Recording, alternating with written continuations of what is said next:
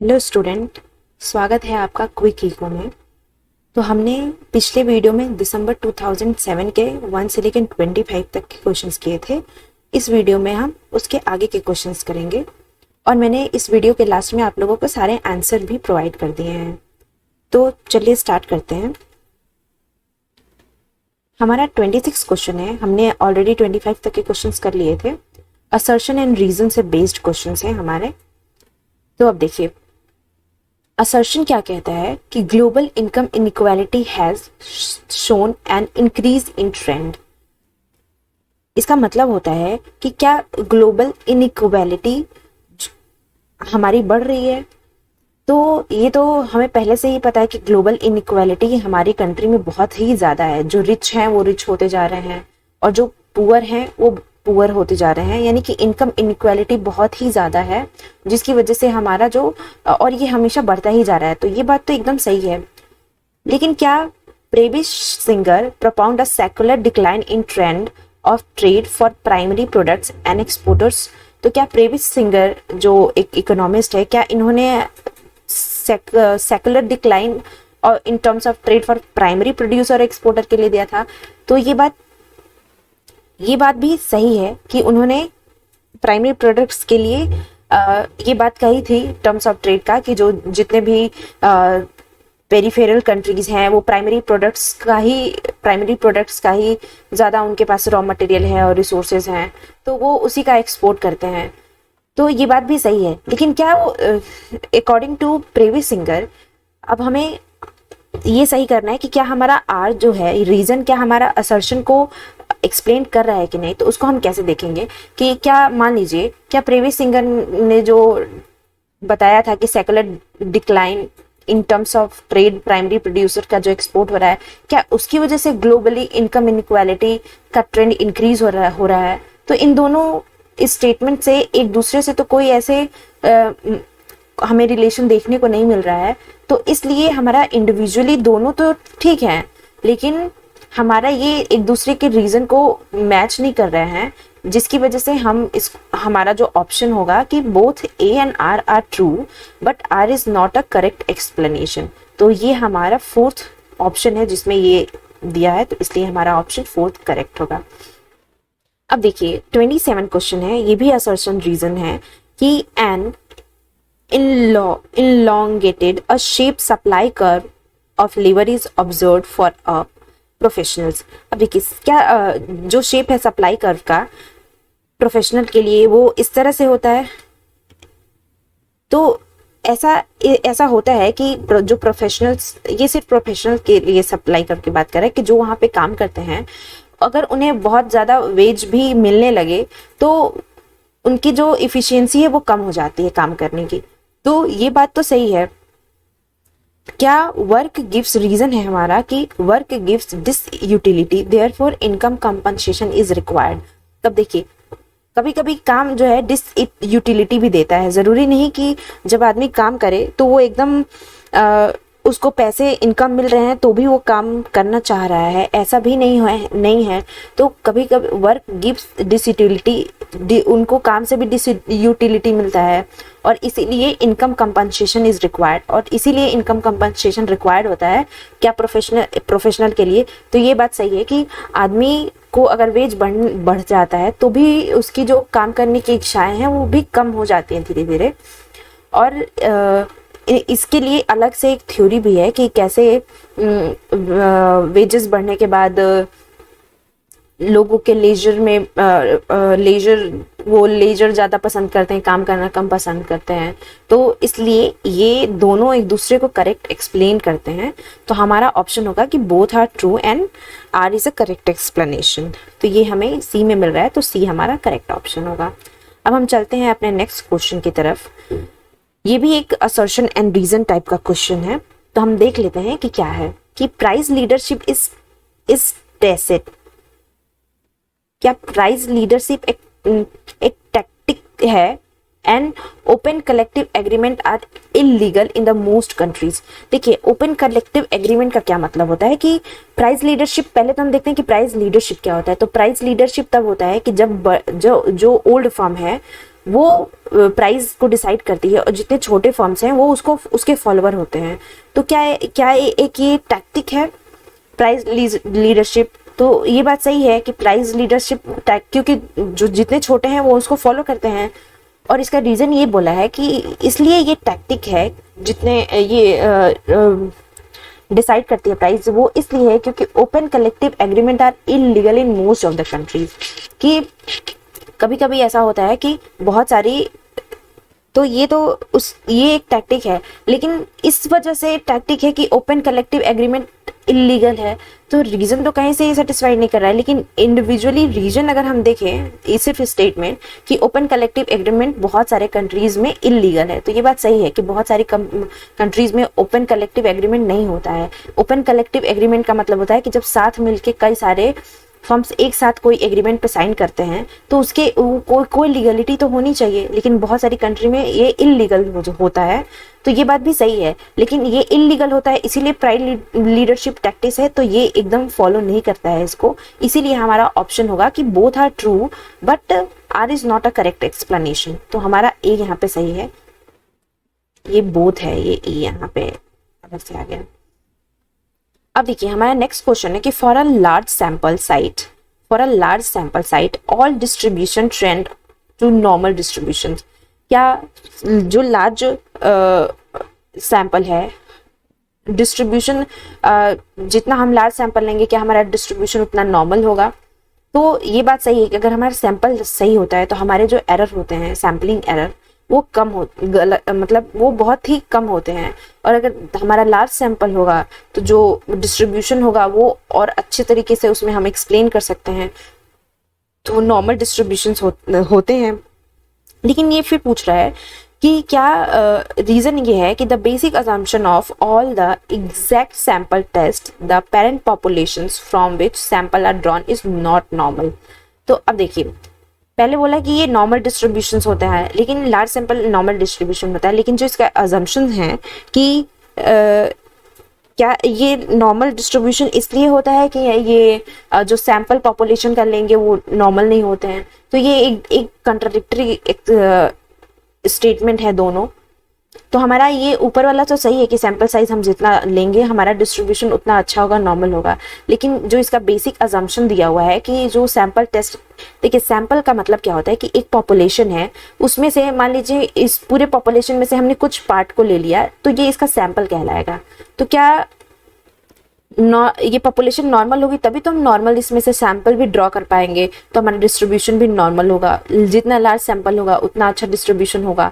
लेकिन इसमें हमारा अजम्पशन कह रहा है कि हमारा सैंपल तो है, पॉपुलेशन का जो हमने सैंपल ड्रॉन किया है वो नॉर्मल नहीं है, तो ये तो एकदम गलत स्टेटमेंट है। तो इसलिए हमारा ए तो सही है, लेकिन ये आर बिल्कुल भी गलत है।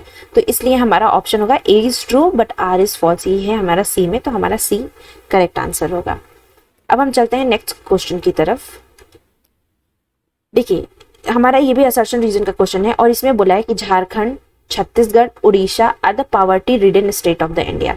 तो ये सही है, और इसके साथ बिहार भी है poverty ridden. Bihar, Jharkhand, Chhattisgarh, Orissa, MP के कुछ रीजन, तो ये पावर्टी रिडन स्टेट हैं। ये तो ये बात तो बिल्कुल सही है। रीजन क्या बोला है? These state are rich in minerals. ये बात भी सही है कि इन स्टेटों के पास बहुत सारे मिनरल्स है। जितने भी देखिए आप लोग, कोयले के ओर हो या चांदी, सोना, ये हमें अक्सर झारखंड, छत्तीसगढ़ और उड़ीसा के पास मिलता है, जितने भी रिजर्व हैं हमारे पास। तो ये भी सही है कि ये तीनों स्टेट के पास बहुत रिच रिसोर्सेज हैं, लेकिन दोनों इंडिविजुअली तो करेक्ट है, यानी कि हमारा R and A are both are true. लेकिन आप खुद अगर इसको सोच के देखिए कि क्या झारखंड, उड़ीसा इसीलिए पावर्टी है क्योंकि इनके पास रिच मिनरल है? तो ये तो बिल्कुल भी इसका रीजन सेटिस्फाई नहीं कर रहा है। ये इसलिए पावर्टी में है क्योंकि इनके पास एजुकेशन नहीं है, इनके पास अच्छी नौकरी की अपॉर्चुनिटी नहीं है, और बहुत सारे रीजन है। इनका पर कैपिटा इनकम बहुत कम है। तो ये पावर्टी के रीजन होते हैं, ना कि ये रीजन होता है कि ये बहुत रिच मिनरल वाला रिसोर्स का स्टेट है, तो ये इसीलिए पावर्टी है। तो इसलिए ये एक दूसरे को एक्सप्लेन नहीं कर रहे हैं, लेकिन ये इंडिविजुअली करेक्ट है। तो इसलिए हमारा ऑप्शन होगा सी। अब देखिए 31 से लेके 38 तक के जितने भी क्वेश्चंस होंगे वो हमें टिक करने हैं, क्रोनोलॉजी ऑर्डर में उसको बैठाने हैं। तो चलिए हम देख लेते हैं। अब देखिए 31 हमारा जो क्वेश्चन है इसमें हमें कुछ कमिटीज और कुछ पॉलिसीज दी हुई हैं और उनको हमें क्रोनोलॉजी में बैठाना है। चलिए स्टार्ट करते हैं। हमारा जो commission on agriculture cost and price, इसको हम CACP भी बोलते हैं, और ये रिकमेंड करता है जो MSP की प्राइस होती है उसको ये रिकमेंड करने का काम करता है, ये commission agriculture cost and price. तो जो इसका जब ये स्टार्ट हुआ था वो 1965 में हुआ था, ठीक। The food grain inquiry committee, इसका जो स्टेब्लिशमेंट है वो 1957 में हुआ था। State trading of food grain, इसका जो स्टेब्लिशमेंट है वो 1959 में हुआ था। और फूड ग्रेन पॉलिसी कमेटी, देखिए ये इंक्वायरी कमेटी है, ये पॉलिसी कमेटी है, और ये 1966 में आया था। तो अब हम इसके अकॉर्डिंग ही हम देख लेते हैं कि सबसे पहले और बाद में कौन आएगा। तो सबसे पहले हमारा आएगा the food grain and inquiry committee, जो कि 1957 में आया था, तो यानी कि सेकंड हमारा पहला होगा। उसके बाद हमारा है ये state trading of food grain, जो कि 1959 में आया था, यानी कि सेकंड के बाद आएगा थर्ड। तो ये रहा थर्ड। उसके बाद आएगा first commission on agriculture cost and pricing, तो ये हमारा फर्स्ट। और उसके बाद आएगा food grain and policy committee, यानी कि फोर्थ। तो अब हम देख लेते हैं हमारा ऑप्शन की कौन सा सही होगा, second, third, one and fourth. तो अब देखिए जो हमारे पहले के बहुत सारे क्वेश्चंस थे तो उसमें बहुत सारे ऑप्शन ही गलत दे दिए हैं।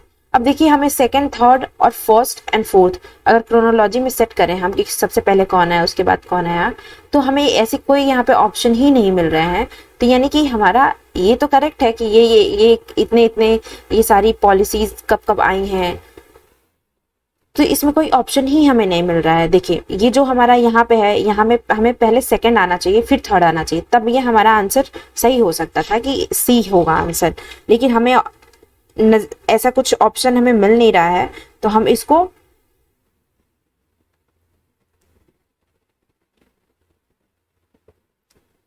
इसको अभी यही मान के चलते हैं कि ये, क्योंकि हमें ऐसा ऑप्शन मिल नहीं रहा है तो हम इसको मान लेते हैं कि ये फूड ग्रेन। देखिए कभी कभी कमिटीज का एस्टेब्लिशमेंट ईयर अलग होता है और वो काम अलग ईयर पे करती है, तो उस हिसाब से अगर देखा जाए तो हमारा जो ऑप्शन हमें मिला हुआ है ऑफिशियल आंसर, उसमें बी माना गया है। तो एक बार आप लोग देख लीजिएगा कि इसमें कौन से ईयर को, ये एक तरह से होमवर्क में ले लीजिए कि कौन से ईयर को क्या माना गया है, क्या वो जब इस्टेब्लिश हुआ था तब या वो वर्किंग में आया था तब। मे बी उसका ईयर हो सकता है कि पहले अलग हो और वर्किंग वाला अलग हो। अभी जो मुझे ईयर एग्जैक्ट पता है वो ये सारे ईयर है और उसके अकॉर्डिंग हमारा ये बन रहा है, लेकिन हमें ऐसा कोई ऑप्शन मिल नहीं रहा है। अगर ऑप्शन मिल भी रहा है तो यहाँ पे सेकंड पहले होना चाहिए था, थर्ड बाद में होना चाहिए, तब हमारा ये वाला आंसर सही होता। लेकिन अकॉर्डिंग टू जो हमें पता है उसके अकॉर्डिंग तो हमें ये ऑप्शन ही नहीं है, तो इसलिए हम 31 वाला क्वेश्चन ऑप्शन ना होने की वजह से हम इसको नहीं इससे करेक्ट करेंगे, क्योंकि हमें ये इसके डेट्स करेक्ट हैं। तो आप लोग इसके अकॉर्डिंग चलिएगा, ना कि आंसर के अकॉर्डिंग। ये गलत हो सकता है लेकिन इसके डेट गलत नहीं हो सकते हैं। अब हम 32 पे चलते हैं। इसमें भी हमें क्रोनोलॉजी सेट करना है और हमें देखना है कि सबसे पहले कौन क्या है। अब देखिए general theory of employment, interest and money, ये कीन्स ने दिया था और इनका टाइम पीरियड था 1936, तो ये तो हमने लिख लिया। देखिए एफिलुएंट सोसाइटी, ये केनेथ ने दिया है और इनका टाइम पीरियड है 1958। वेल्थ ऑफ नेशन, ये एडम स्मिथ ने दिया है और इनका जो टाइम पीरियड है वो है 1776। और प्रिंसिपल ऑफ इकोनॉमिक्स, ये मार्शल ने दिया है और जो इनका टाइम है वो है 1890। तो अब हम सेट कर लेते हैं। सबसे पहले वेल्थ ऑफ नेशन आएगा जो एडम स्मिथ ने दिया है, यानी कि थर्ड। उसके बाद आना चाहिए प्रिंसिपल ऑफ इकोनॉमिक्स, मार्शल के द्वारा, फोर्थ। उसके बाद आना चाहिए कीन्स और उसके बाद एफिलुएंट सोसाइटी, यानी कि फर्स्ट एंड देन सेकंड। अब देख लेते हैं कहाँ है हमारा थर्ड, फोर्थ, फर्स्ट, सेकंड, तो हमें पहले में ही ये मिल रहा है, तो हमारा फर्स्ट वाला आंसर सही हो जाएगा। अब हम चलते हैं नेक्स्ट क्वेश्चन की तरफ।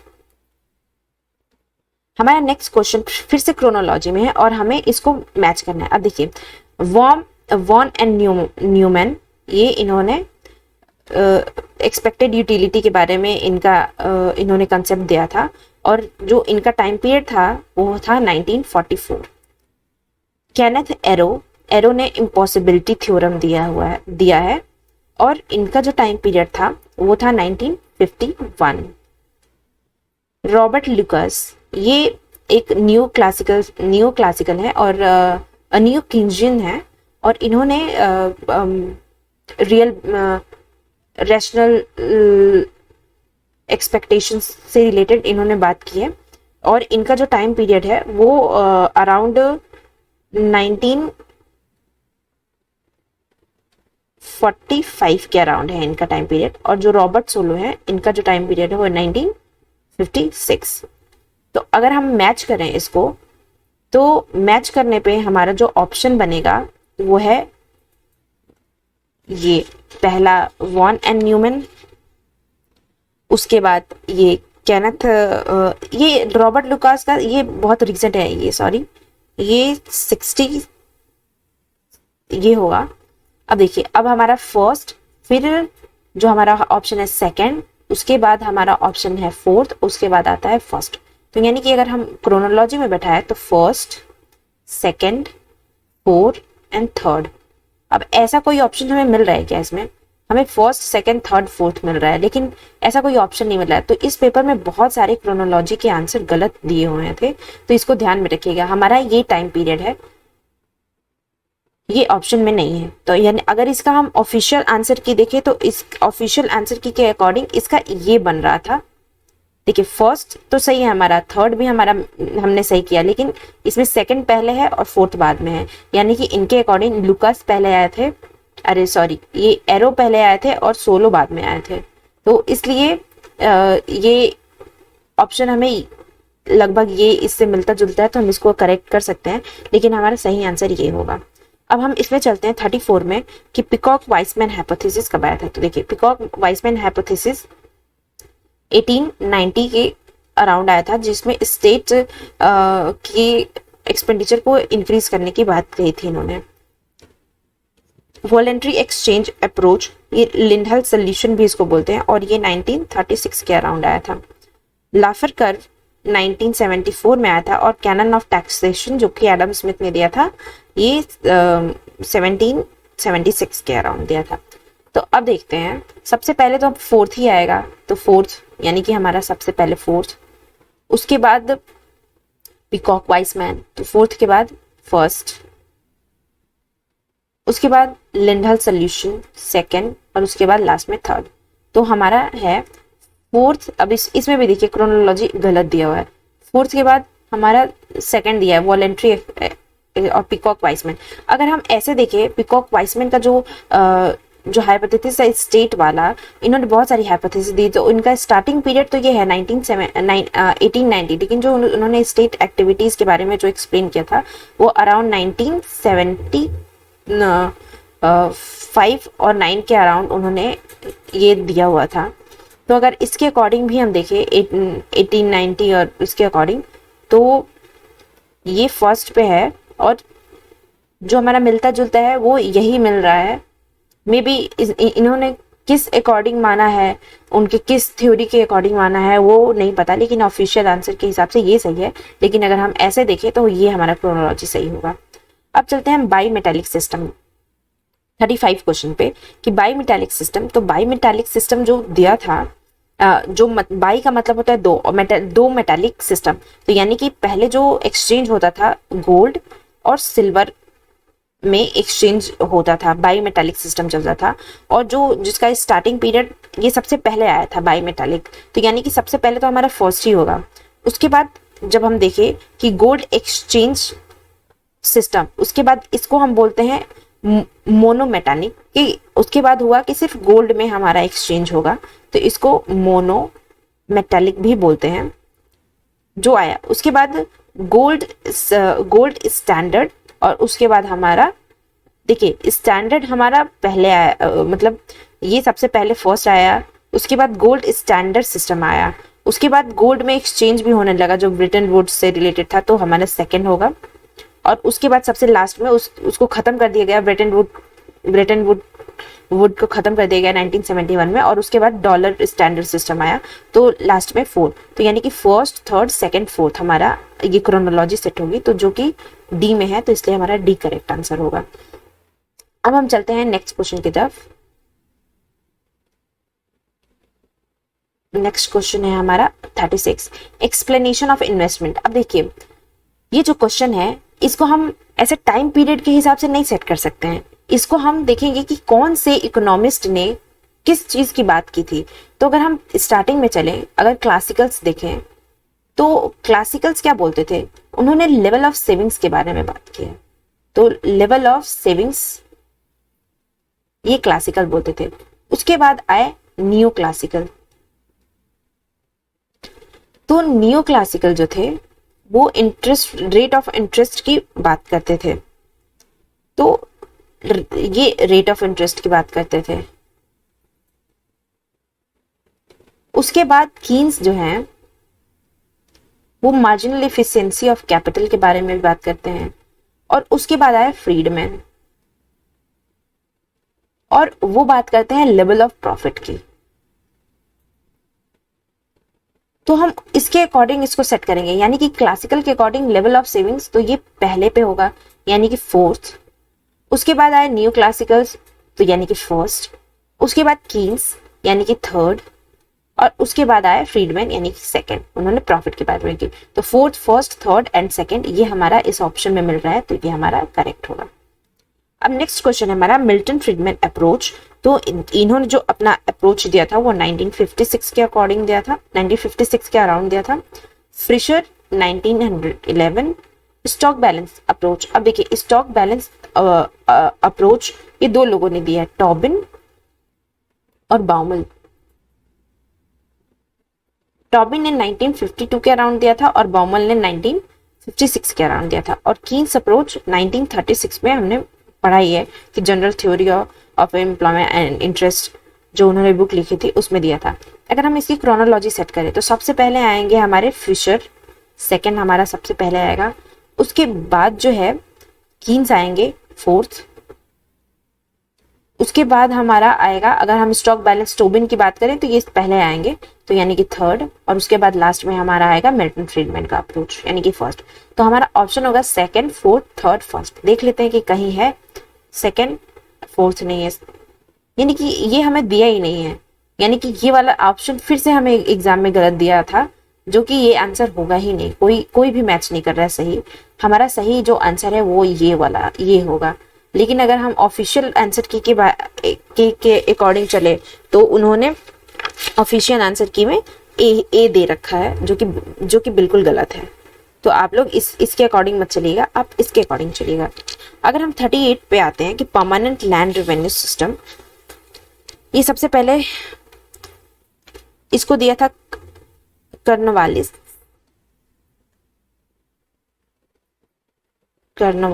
ने 1793। उसके बाद इंटीग्रेटेड रूरल डेवलपमेंट प्रोग्राम, ये रूरल एरिया को एक साथ डेवलपमेंट करने का प्रोग्राम था, जो कि 2 अक्टूबर ये 1978 में हुआ। और ये जो लागू हुआ था वो 1980 में हुआ था 2 अक्टूबर को। ग्रो मोर फूड कैंपेन ये चला था 1948 में, जब फूड को कहाँ में प्रोडक्शन बढ़ाना था। और ग्रीन रेवोल्यूशन तो पता ही है 1966 में आया था। अब अगर हम इसको सेट करें तो सबसे पहले तो फर्स्ट आएगा, उसके बाद आएगा third grow more food campaign, और उसके बाद आएगा फोर्थ ग्रीन रेवोल्यूशन, और लास्ट में इंटीग्रेटेड रूरल डेवलपमेंट प्रोग्राम। अगर हम इसके अकॉर्डिंग चले तो फर्स्ट, थर्ड, फोर्थ, सेकंड, और ये हमें इस वाले ऑप्शन में मिल रहा है फर्स्ट, थर्ड, फोर्थ, सेकंड। तो हमारा आंसर हो जाएगा सी। अब हम चलते हैं नेक्स्ट। अब मैच द फॉलोइंग हमें करना है। इस बार जो भी हम क्वेश्चन करेंगे 39 से 46 तक है, उसके मैच द फॉलोइंग है। तो चलिए कर लेते हैं। लर्निंग बाय डूइंग, ये कंसेप्ट दिया था केजे एरो ने। डिवीजन ऑफ लेबर, इसका कंसेप्ट दिया है मार्शल ने। स्टेशनरी स्टेट एज ब्लिस, तो इसका कंसेप्ट दिया है मिल ने। और लो लेवल इक्विलिब्रियम ट्रैप, ये है नेल्सन। तो अगर हम मैच करें तो ए का होगा फोर्थ, बी का होगा थर्ड। तो अब देखिए फोर्थ यहाँ पे है और फोर्थ यहाँ पे है, तो ए का फोर्थ, तो ये दोनों सही हो सकते हैं। उसके बाद बी का थर्ड, तो बी का थर्ड हमें यहाँ मिल रहा है, यहाँ नहीं, तो हम इसके ऐसे हम सही कर देंगे इसको। इसके आगे भी देखने की भी जरूरत नहीं है, क्योंकि इसके आगे तो सही ही होगा हमारा कि सी का हमारा, बता देती हूँ मैं, सी का हमारा सेकंड है और डी का हमारा फर्स्ट है, यानी कि ये वाला आंसर बिल्कुल करेक्ट है। अब हम चलते हैं नेक्स्ट क्वेश्चन की तरफ। बिग पुश थ्योरी, तो इसको सबसे पहले रोजेस्टीन रोडान ने दिया था। उन्होंने 3 इंडिविजुअलिटी की इसमें बात की है।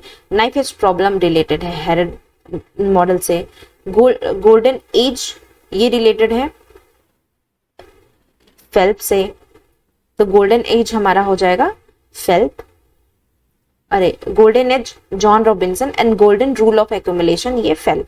तो हम मिला लेते हैं कि ए का होगा सेकंड, बी का होगा फोर्थ, सी का होगा फर्स्ट और डी का होगा third.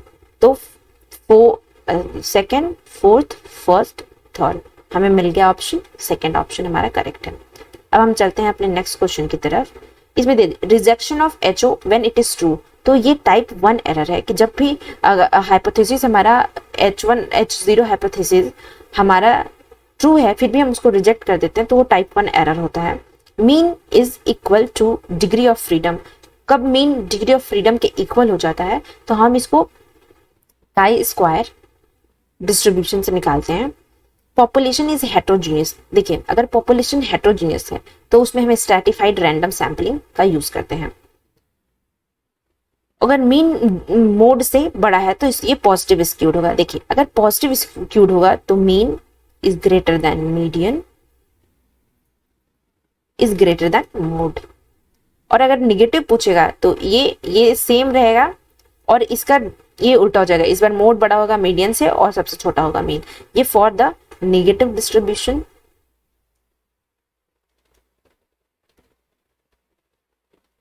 And this is for the positive skewed distribution, और ये हमारा थर्ड है। तो यानी कि फर्स्ट का सेकंड, तो देख लेते हैं फर्स्ट का सेकंड यहाँ भी है और यहाँ भी है। सेकंड का फोर्थ यही यहाँ है, यानी कि दोनों अब तक सही हो सकते हैं। और थर्ड का population is heterogeneous for first होगा, तो यहाँ थर्ड है यहाँ फर्स्ट है, यानी कि हमें ऑप्शन मिल गया सी। और हमारा जो लास्ट है उसका हमारा थर्ड है, तो यानी कि यही वाला आंसर होगा हमारा। अब हम चलते हैं नेक्स्ट क्वेश्चन की तरफ कि वेल्थ ऑफ नेशन। तो वेल्थ ऑफ नेशन तो एडम स्मिथ ने 1976 में दिया है। ट्रीटीज ऑन मनी, तो ट्रीटीज ऑन मनी का कंसेप्ट कीन्स ने ही दिया है। इन डिफेंस ऑफ ग्लोबलाइजेशन, तो इन डिफेंस ऑफ ग्लोबलाइजेशन जो बुक लिखी है वो लिखा है जगदीश भागवती ने। And principle of political economy and taxation David Ricardo ने दिया है। अगर सिर्फ प्रिंसिपल ऑफ इकोनॉमी होता तो उसका कंसेप्ट मार्शल ने दिया था। तो अब हम मैच कर लेते हैं, यहाँ पे पॉलिटिकल इकोनॉमी एंड टैक्सेशन है तो डेविड रिकार्डो, यानी कि फर्स्ट का थर्ड, तो फर्स्ट का थर्ड हमें यहीं पे मिल गया, तो हमारा ऑप्शन यही करेक्ट होगा। उसके बाद फोर्थ, सेकेंड और 1, तो ये बिल्कुल करेक्ट है। नेक्स्ट क्वेश्चन चलते हैं कि planning for an expanding economy. अगर तो ये planning for an expanding economy का कंसेप्ट वकील एंड ब्रह्मानंद ने दिया है, तो हमारा ऑप्शन होगा फोर्थ। इंडस्ट्रियल, अब देखिए मान लीजिए किसी को ऐसे क्वेश्चन में जरूरी नहीं है कि सबको सब कुछ आए ही कि, लेकिन हमें इसको फिर भी सही करने की कोशिश करनी है। तो मान लीजिए कि हमें पहला पता है, हम ऑप्शन देखेंगे, अगर हमें मिल गया तो हमारा करेक्ट ऑप्शन तो यही हो जाएगा। लेकिन मान लीजिए 2 में ऐसे 4 होता है, यहाँ भी 4 होता है, यहाँ भी 4 होता है, यहाँ भी 4 होता है, तब क्या करते? तब हम करते कि हमें जो आता है उसके बाद देखेंगे। मान लीजिए किसी को आता है कि उसको देखना है कि ड्रेन थ्योरी, मान लीजिए किसी को आता है कि उसको दादा भाई नौरोजी ने दिया है, तो वो लगा देगा, यानी कि वो सी का सेकंड होगा, उससे भी वो करेक्ट कर सकता है। ऑप्शन सी का सेकंड यहीं पे है, देखिए तो हमने जो लगाया था वो बिल्कुल करेक्ट है, तो हम इसके अकॉर्डिंग भी कर सकते हैं।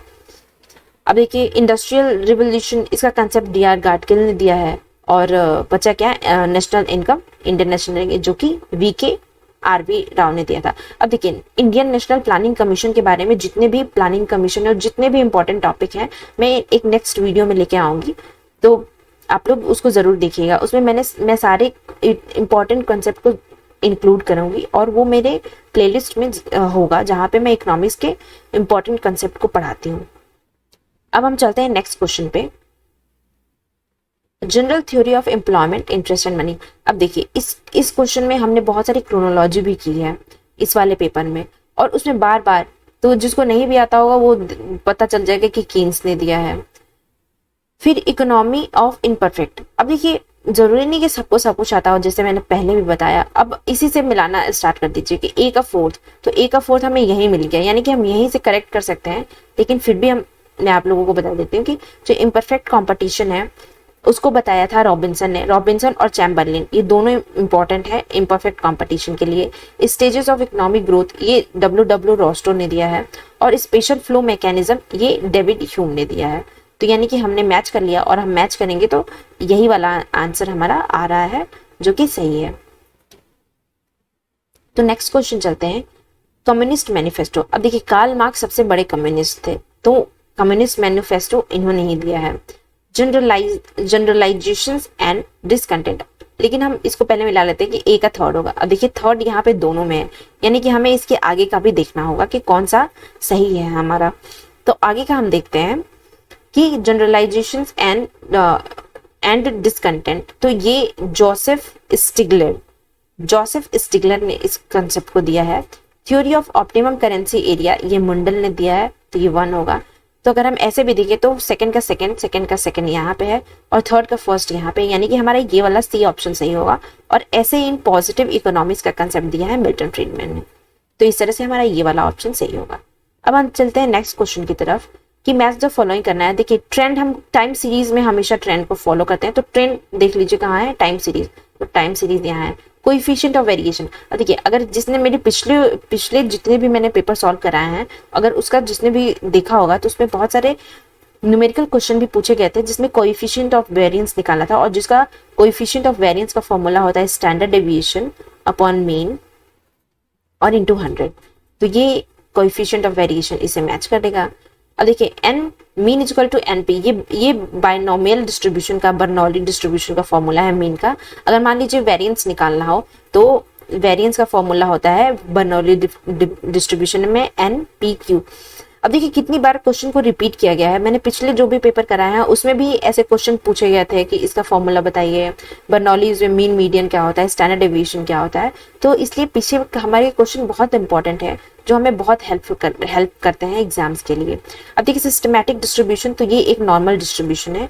अगर हम मैच करें तो फर्स्ट का थर्ड हमें यहीं पे मिल गया, हमारा ऑप्शन नंबर ये सही है।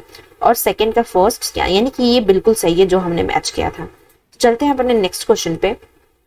अब देखिए, मैं आप लोगों को कुछ होमवर्क क्वेश्चन भी दूंगी, क्योंकि सिर्फ मैं कराऊं तो वो बेटर नहीं है। अब देखिए कि इसमें रीड करना इस पैसेज को, आप लोग इसका स्क्रीनशॉट लीजिए और इसको रीड करने की कोशिश कीजिए। अगर आपको नहीं आता है तो आप कमेंट में बताइएगा, मैं इसको भी करा दूंगी। मैंने लास्ट में ऑलरेडी इसके आंसर्स भी दे दिए हैं, तो पहले आप बिना आंसर देखे हुए खुद से करने की कोशिश कीजिएगा। इसमें 3 क्वेश्चन है शायद से, हाँ 49 से 50, जिसमें हम अगर बिना पढ़े भी देखे तो इसको कर सकते हैं। अब मैं एक एग्जाम्पल दे रही हूँ, मैंने वो नहीं पढ़ा कि क्या लिखा हुआ था, लेकिन अगर जिसने थोड़ा भी बहुत भी पढ़ा होगा कि IMF का जो मेन वर्क है वो क्या होता है, तो उसको पता होगा कि IMF जो है वो इकोनॉमिक स्टेबिलिटी को पूरे ग्लोबल में, उसका जो टास्क होता है इकोनॉमिक स्टेबिलिटी को बनाए रखना। तो अब हम देखते हैं कि किसमें इकोनॉमिक स्टेबिलिटी है। Task of accelerating economic growth, तो ये नहीं है, पूरे वर्ल्ड में इकोनॉमिक ग्रोथ का टास्क को एक्सेलरेट करना इसका काम नहीं है। कंट्रोलिंग इन्फ्लेशन, तो ये पूरे वर्ल्ड में इन्फ्लेशन तो कंट्रोल कर नहीं सकता है, लेकिन ये स्टेबिलिटी लाने के लिए अलग अलग मेजर्स को ले सकता है। तो यानी कि हमारा थर्ड ऑप्शन सही है। मैंने बिना वो पैसेज पढ़े हुए मैंने इसको आंसर मैं इसलिए दे पाई क्योंकि मुझे पता था कि IMF का क्या काम होता है, और सबने पढ़ा भी होगा कुछ ना कुछ इसके अकॉर्डिंग। तो इसलिए आपका ये होमवर्क है 48, 49 और 50, ये तीनों आपको करने हैं खुद से। इसके आंसर आप लोग कमेंट बॉक्स में लिखिएगा, और उसके बाद मैंने लास्ट में जो ये दिया हुआ है आप लोग उससे मैच कर लीजिएगा। मैंने यहाँ पे आंसर पूरे दे भी दिए हैं, तो आप लोग इसे मैच कर लीजिएगा। लेकिन सबसे पहले आपको खुद से करने की कोशिश करनी है। अगर नहीं आता है तो मैं आपको फिर से करवा दूंगी उसको। तो आज के लिए बस इतना ही। अब आपसे मैं नेक्स्ट वीडियो में मिलूंगी 2008 के पेपर के साथ। तो thank you student and stay tuned for the more new videos.